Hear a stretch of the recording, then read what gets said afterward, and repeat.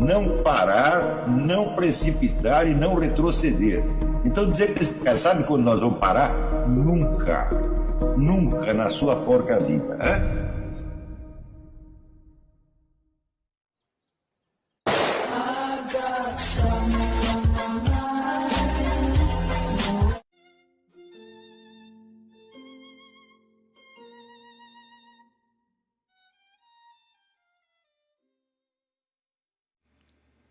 E aí pessoal, tranquilo? Então vem aqui antes do vídeo começar, pedir para vocês se inscreverem, quem não for inscrito, compartilhar, curtir, comentar. Quem puder seja membro do canal, que isso ajuda bastante. Tem também o link do Apoia-se. Quem puder ajudar nosso canal e apoiar financeiramente vai ser muito bem-vindo. Mas o mais importante é transmitir o conteúdo e os conhecimentos do professor Olavo de Carvalho para mais e mais brasileiros. Então compartilhe e ajude aí nossa causa.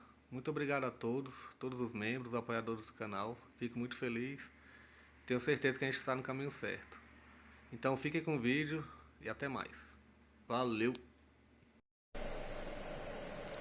Na medida em que se definem as profissões científicas, passa a haver, vamos dizer, ao lado do debate filosófico-científico geral, um outro debate mais especializado entre cientistas de áreas estritamente limitadas. E ali sim, ali você leva, vamos dizer, o exame das coisas até suas últimas consequências. Porém, sempre, vamos dizer, com um alcance bastante limitado, de modo que ali se discute questões que só têm interesse para, vamos dizer, um público restrito. Né? Ora,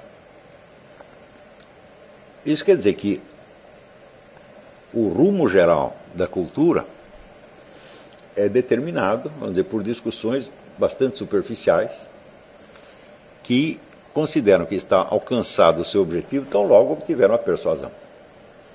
E não tem que continuar a partir daí. Por exemplo, quando você lê o Leviatã de Thomas Hobbes, a cada página aparecem perguntas na sua cabeça que não estão respondidas e que o autor faz de conta que ignora, ou talvez ignora realmente. Quando você lê Descartes também, a cada linha de René Descartes eu vejo um problema. E ele parece que não vê o problema, ele segue adiante como se nada estivesse acontecendo. E este é o procedimento normal. Quer dizer, esses livros são muito mais persuasivos do que os da época anterior, mas ao mesmo tempo não são intelectualmente convincentes. Tá certo? E não ser intelectualmente convincente tornou-se uma coisa normal. De modo que o interesse que se tem pelos filósofos começa a tomar a feição do interesse histórico-cultural e não do interesse filosófico. Ou seja, você está cada vez mais interessado em saber o que se pensou em determinada época, quais eram as opiniões que circulavam em determinada época, do que em saber se essas opiniões são verdadeiras. Veja, em qualquer universidade moderna, você simplesmente levantar a questão da veracidade de um texto filosófico, de uma ideia filosófica, soa estranho. Então, por exemplo, se você está estudando Hegel, bom, ninguém quer saber se Hegel disse a verdade ou se falhou. Quero que você compreenda o pensamento de Hegel. Eu disse, mas por que o pensamento de Hegel deveria ter alguma importância? Se não é, vamos dizer, pela sua veracidade ou falsidade. Então, a questão da veracidade ou falsidade começa a se tornar deslocada ao mesmo tempo em que, consolidando-se a profissão universitária, cada vez menos os indivíduos têm de falar em seu próprio nome e cada vez mais em nome do papel social que eles representam. Papel social que pode estar, vamos dizer, limitado à da simples profissão universitária ou que pode estar ligado a algum movimento cultural, político, religioso, etc, etc. Tá certo? Deste modo, há toda uma dimensão da realidade que acaba escapando do interesse filosófico, que é a dimensão daquilo tudo que você percebe enquanto indivíduo concreto. Então, você vê, o que é uma ciência? Uma ciência é um recorte de um certo campo fenomênico na qual você imagina que pode haver algumas constantes que o definem e o expliquem. Ou seja, você recorta o campo de fenômenos em função das constantes que você imagina estarem lá. E depois você cria uma série de investigações possíveis que vão confirmar se essas constantes existem ou não. Ou seja, você está trabalhando sempre dentro de um campo pré-determinado. A própria delimitação do objeto, né, já contém a insinuação das constantes ou leis que devem ali ser descobertas. Tá certo? Então, é claro que toda a discussão se dá dentro de um campo, de um horizonte pré-determinado, né? Vamos dizer, com procedimentos padronizados, critérios de veracidade padronizados, etc, etc. Então, até certo ponto, essa discussão é mecanizável. O que significa que a contribuição das percepções individuais diretas vai se tornando cada vez menor.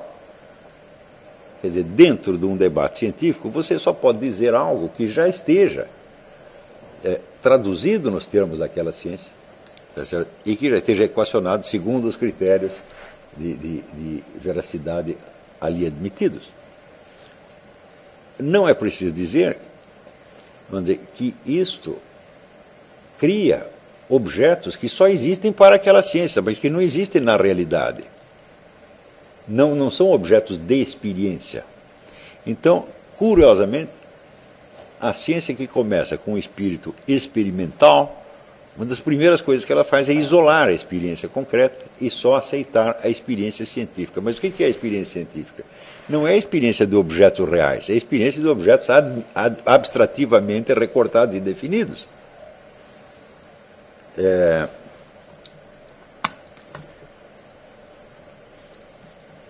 Então, não é preciso dizer que nas chamadas ciências humanas ou ciências sociais,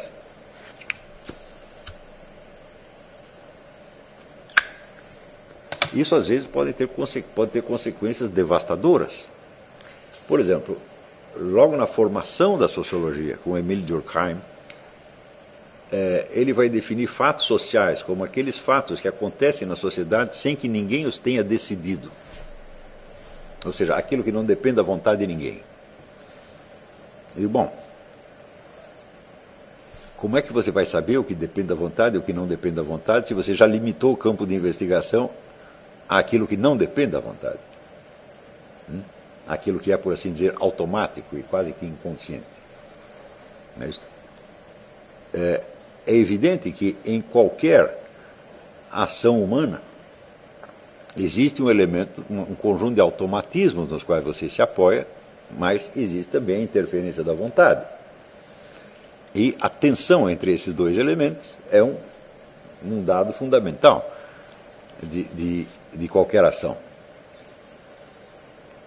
Ou seja, aquilo que deveria ser, vamos dizer, o objeto central de interesse da sociologia, que seria a distinção entre os fenômenos voluntários e conscientes, os fenômenos automáticos e inconscientes, ela já está abstraída desde o início. Já está isolada, por assim dizer.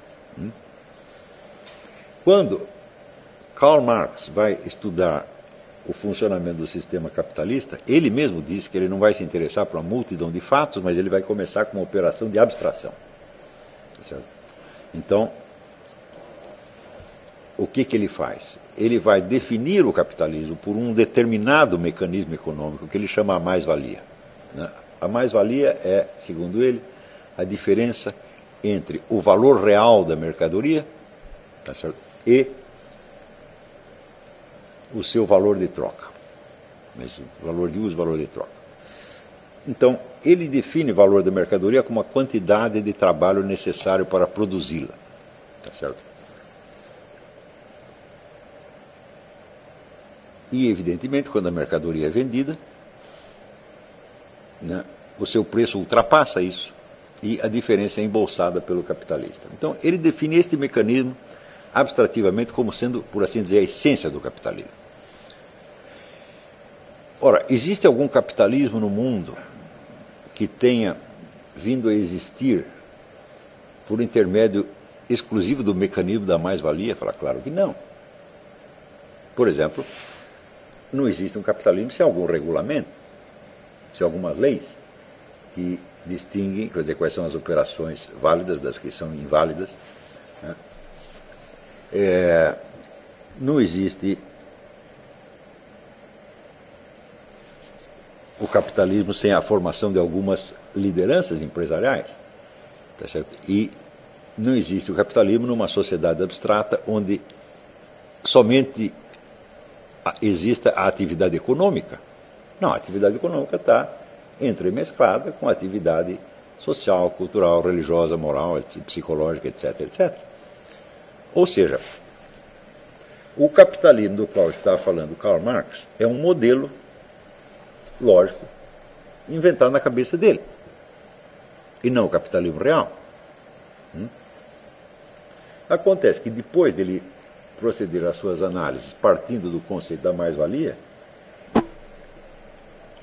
ele vai redefinir todo o campo do capitalismo a partir das conclusões que ele obteve deste processo abstrativo. Então, o que é o capitalista para ele? É necessariamente e sempre o explorador da mais-valia. Donde ele conclui que todas as ideias, né, do capitalista, a cultura dele, a religião dele, os hábitos dele, os valores morais dele são derivados da mais-valia. Né? Quando de fato não são, mesmo porque alguns desses valores eram anteriores ao capitalismo. Tá certo? Então, por exemplo, quando ele vai explicar a religião como um elemento ideológico destinado a sustentar a exploração da mais-valia, ele esquece que essa mesma religião já existia 1000 anos antes. Tá certo? E que para ela servir, vamos dizer, de suporte ideológico para a exploração da mais-valia, ela teria que ser muito alterada. Por exemplo, como o cristianismo poderia ser um elemento ideológico de sustentação do capitalismo se você já tinha 1000 anos de tradição de doutrina católica contra a exploração dos juros? Uma coisa não parece contraditória, quer dizer, por que eu vou usar como minha sustentação ideológica alguma coisa que está falando contra mim? Né? Então, tudo isso acontece por quê? Porque o campo que ele delimitou de início, tá certo, já é definido por um conceito abstrato e não, vamos dizer, pela variedade concreta dos fenômenos. Tá certo? Então, aí se cria o que o Eric Voegelin mais tarde chamará o imperialismo do método. Quer dizer, o método passa a determinar o objeto. Você escolhe um método, o seu método cria o objeto, né? E todas as suas conclusões já estão, de certo modo, predeterminadas no método. Isto se torna ainda mais grave por causa de uma influência completamente diversa, que não tem nada de marxista, que é a influência da escola kantiana, onde nós pouco ou nada sabemos do mundo objetivo e tudo que nós sabemos não passa, vamos dizer, de uma projeção das estruturas cognitivas do ser humano. Então isso quer dizer que a coerência interna entre método e resultados passa a importar muito mais do que a coerência entre a ciência e o seu objeto externo. Quer dizer, o objeto externo praticamente não existe mais. Então, é claro que essas tendências que aparecem já no século XIX, né, ou antes, que só aparecem no século XIX, elas já estavam dadas no início da modernidade, né, por estes fatores mesmo que eu estava explicando para vocês agora mesmo.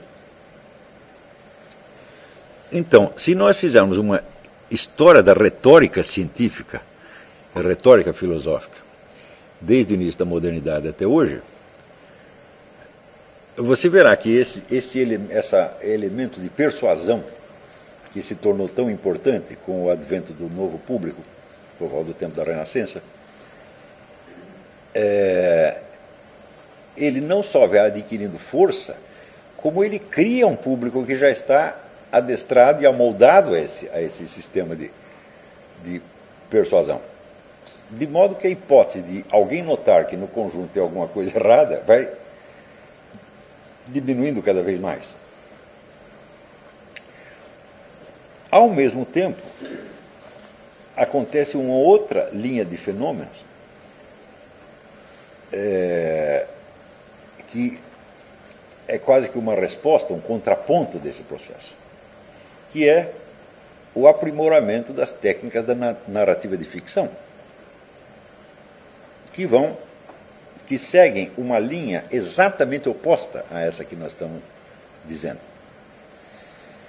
Quer dizer, desde as primeiras narrativas ficcionais modernas, como aqueles romances picarescos espanhóis, Dom Quixote, Lazarillo de Tormes e outros, até a modernidade, você vê que a literatura de ficção evolui desde personagens esquemáticos e abstratos para personagens cada vez mais concretos e mais próximos da experiência direta humana. É claro que isso aí não é fácil, né? Porque, quer dizer, uma coisa é você inventar um personagem e fazer ele agir coerentemente com a personalidade que você lhe atribuiu. Como, por exemplo, Dom Quixote age sempre coerentemente com aquilo que foi dito dele no primeiro capítulo. Quer dizer, ele é um indivíduo que, por ter lido muitos livros de cavalaria, ele acredita nos ideais da cavalaria, que é sair pelo mundo, como dizer, remediando entuertos, endireitando aquilo que está torto, e fazendo a justiça e praticando o bem. E, como ele já está num contexto social onde a ética da cavalaria já não vale mais nada, onde não existe mais cavaleiros, onde o único existente é ele, então as ações dele estão sistematicamente deslocadas em relação à situação. Ele imagina que está fazendo uma coisa, mas as pessoas que estão de fora estão vendo que ele está fazendo outra completamente diferente, como no instante em que ele ataca um rebanho de ovelhas acreditando que são dragões.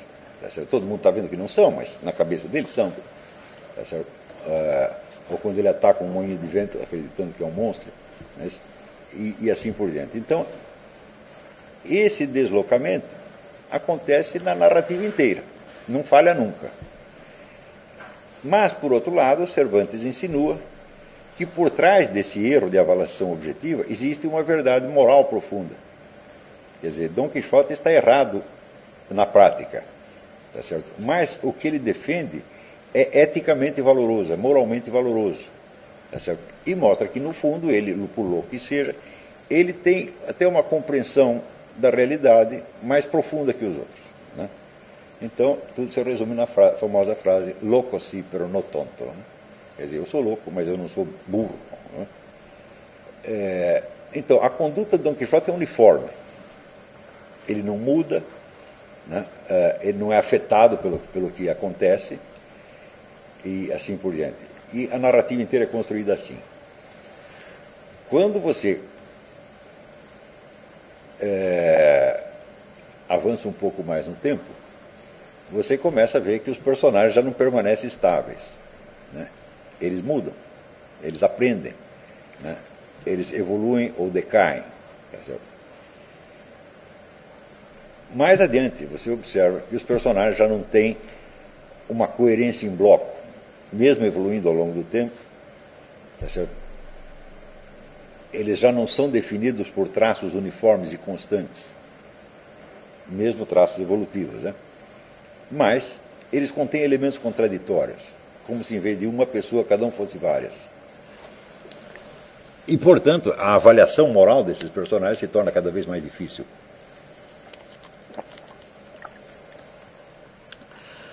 Fazendo então com que entrasse na literatura cada vez mais aqueles elementos que depois o Lionel Trilling delinearia como complexidade, ambiguidade, ironia, paradoxo, etc, etc. Porém, esses personagens, na medida que isso acontece, eles vão se tornando cada vez mais parecidos conosco. Por exemplo, você não encontrará nenhuma pessoa no mundo que se pareça com Dom Quixote. Pode parecer sob certo aspecto, mas no conjunto né, aqueles aspectos quixotescos estarão coexistentes com outros aspectos que são completamente contraditórios com isso. É isso? Então,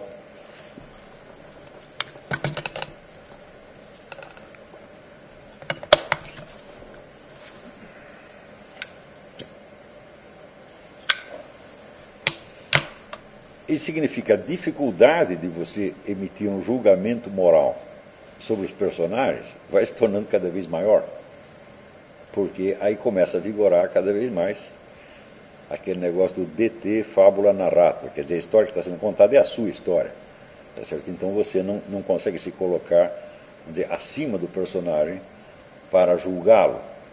E às vezes os personagens são colocados em situações tão extremas que o julgamento se torna impossível.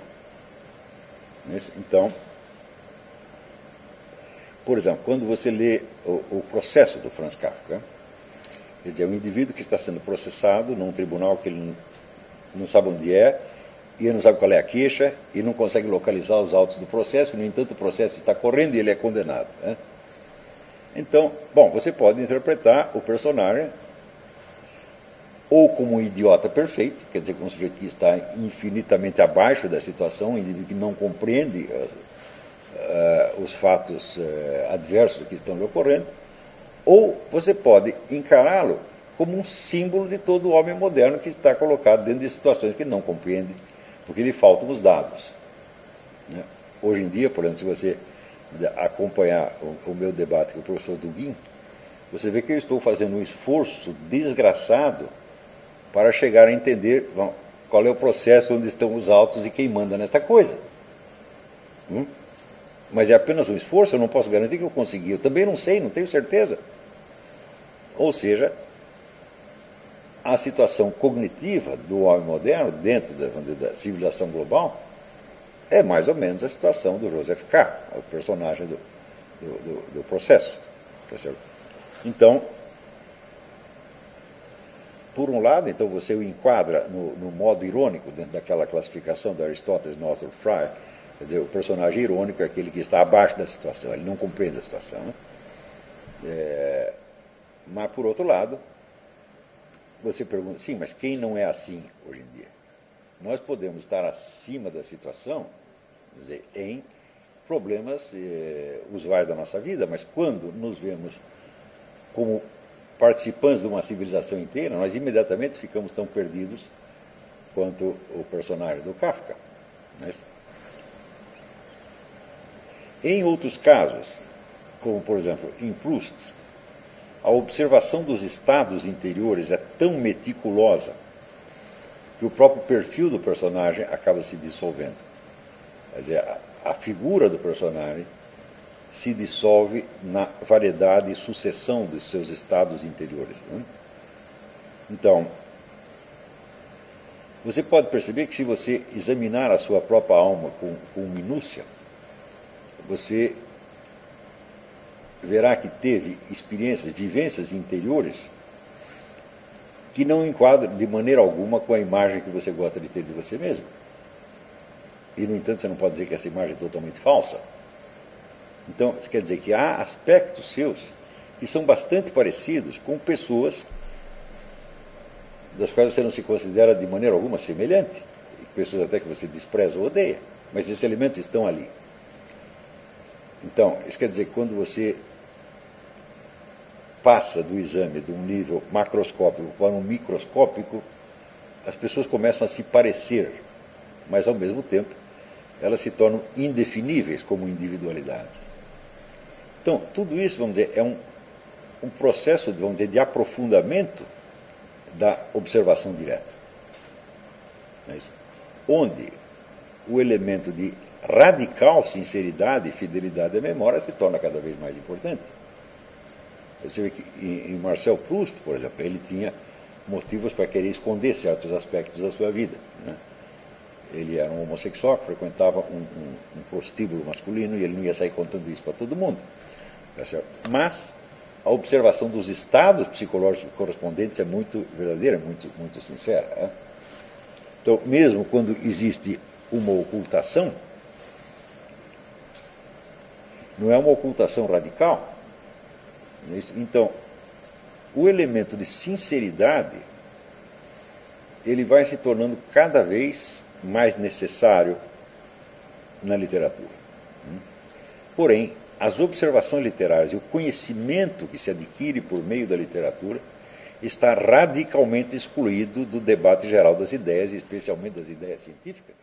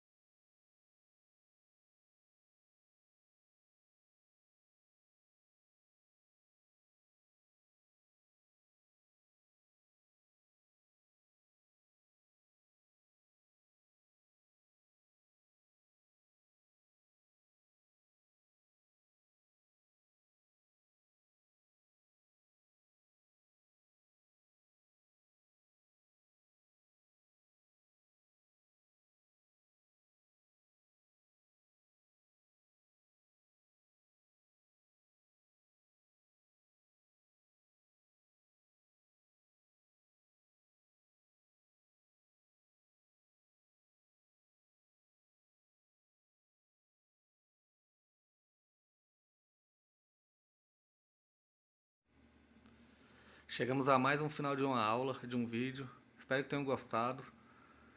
Quem não se inscreveu ainda, se inscreva, compartilhe, comente. Ajude o nosso canal, apoie, seja membro.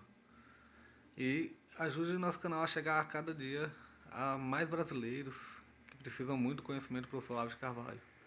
Então é isso aí, fique com Deus, até o próximo. Valeu! Então é isso aí, pessoal, que é o nosso canal, que são alguns livros que eu já li. A maioria foi doação, mas alguns eu adquiri, professor Olavo de Carvalho. Alguns livros se perderam aí que eu emprestei, professor Alexandre Costa, a Bíblia Sagrada. 10 lições sobre Karl Marx. Indico a não ler esse livro, que é muito ruim mesmo. Alguns pensadores aqui que realmente, como o professor Olavo de Carvalho disse, não são pensadores.